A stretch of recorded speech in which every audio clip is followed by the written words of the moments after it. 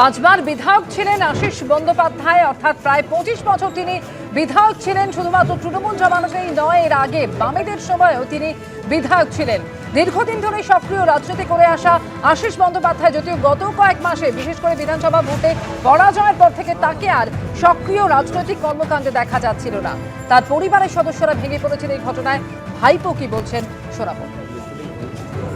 আমরা জোড়াত করে বলছি, আমরা রাজনীতিতে নাই, আমরা রাজনীতি পরিবারের ছেলে হয়ে যেটুকু হারিয়ে দিলাম, এর থেকে আর বেদনাদায়ক কিছু হতে পারে না। আমরা কোনো রাজনীতি করতেও চাই না, রাজনীতিতে আমরা থাকতেও চাই না। যেটুকু রাজনীতির কেরিয়ার জীবনে কেউ কোনোদিন একটা গায়ে কাদা দিতে পারেনি, কিন্তু লোকটাকে তো আজকে চলে যেতে হলো। কে কি হারালো জানি না, আমরা আমাদের ঘরের লোক হারালাম। আমরা এই রাজনীতিতে আর নাই, কোনো রাজনীতি যেটুকু নিয়েও আমরা কোনো রাজনীতি করতেও চাই না।